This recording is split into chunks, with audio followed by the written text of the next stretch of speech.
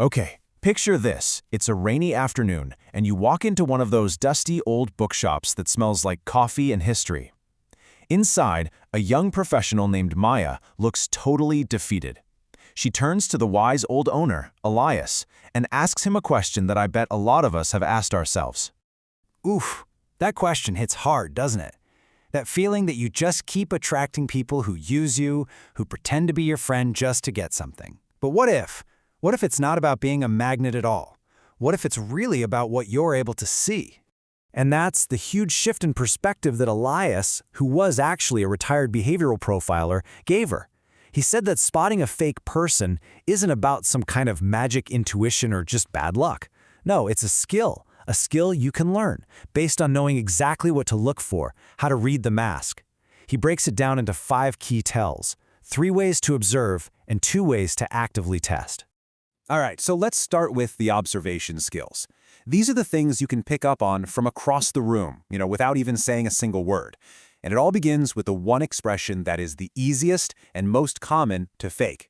You see, there's actual science to a real smile. It's called a Duchenne smile, and it uses 2 main muscle groups, the one that pulls up your mouth, which is easy to control, and the one that bunches up the skin around your eyes.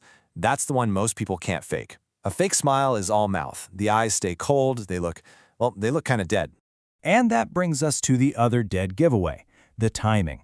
A real emotion, like a real smile, it kind of blooms on your face and then fades away gently. A fake one, it's like a light switch. It snaps on the second they need it and clicks right off the moment they think you're not looking. It's all about saving energy for the performance. Okay, the second tell is something Elias called the conversational boomerang. Oh, you know these people. You could be talking about anything, your terrible day, your cat being sick, some big win at work, and no matter what you throw out there, they somehow catch it and sling it right back to their own story. So here's the test. Just watch them when you're talking. Are their eyes engaged? Are they asking you questions? Or do they get that sort of glazed over look? It's a behavior called nexting.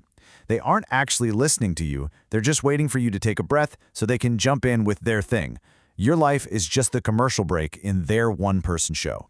Now the third observation tell builds right on top of that. Elias called it the status chameleon. See, a genuine person is pretty consistent, right? But a fake person sees the world as a ladder, a strict hierarchy, and everyone they meet gets instantly sorted into one of 3 boxes. Their whole personality, how nice they are, how respectful, it all changes depending on which box they've put you in. And this is the ultimate litmus test for that chameleon. Just watch how they treat people they think can't do anything for them. If someone is super charming to the CEO, but then turns around and is rude or dismissive to the barista, well, that tells you everything. Their kindness isn't a part of their character. It's just a tool they use on people they see as important. So those are the 3 big things to just watch for. But what if you're still not totally sure? Okay, now we move from just watching to actively testing. These next 2 tells are how you can kind of gently poke at that mask to see what's really going on underneath. The 4th tell is all about spotting what's called weaponized flattery, or love bombing. You know how good it feels to get a compliment? That's dopamine hitting your brain. And fake people are absolute masters at hijacking this. They'll shower you with just over-the-top, totally unearned praise right from the get-go. You are the most brilliant person I have ever met. I've seriously never connected with someone this fast. Just remember this, that flood of praise isn't real. It's a tactic. It's meant to shut down your critical thinking and make you feel like you owe them something later on. So yeah, if someone is treating you like you're the greatest thing since sliced bread 5 minutes after meeting you, your alarm bell should be going off big time. And that brings us to the 5th and final tell. This is the most powerful tool you have. This is the one active test that will expose a fake person's true colors faster than anything else. It's their ultimate kryptonite. That's it. Just that simple 2-letter word. No. See, genuine people, your real friends, your good colleagues, they respect your boundaries.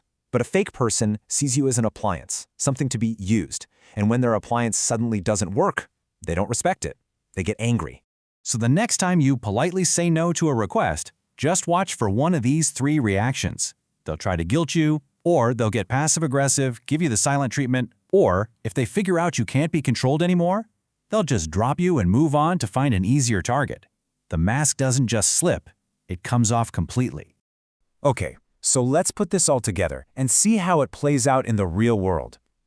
A couple weeks after her talk with Elias, Maya is at her company's big annual gala, but But this time, she's not just there to mingle, she's a scientist, and her subject is the super charismatic new senior vice president, a guy named Julian.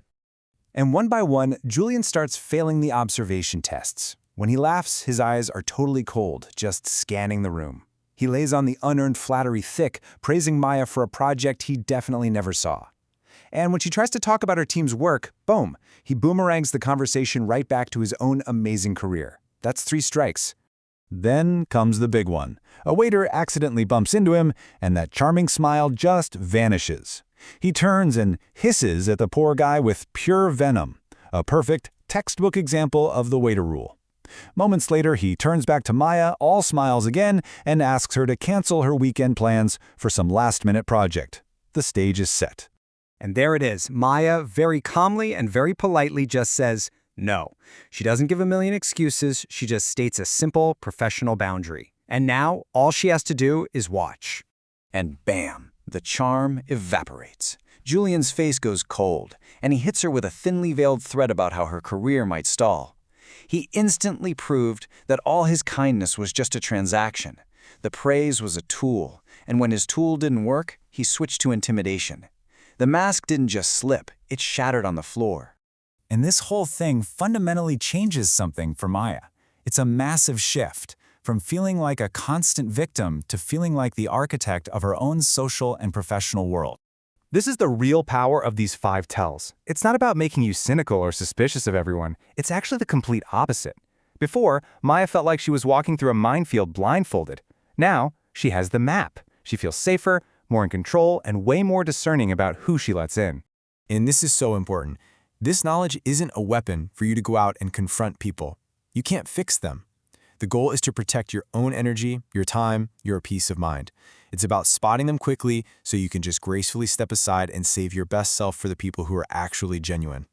Because once you learn how to read the mask, you don't just avoid the fakes. You actually create so much more space in your life for real, true connection.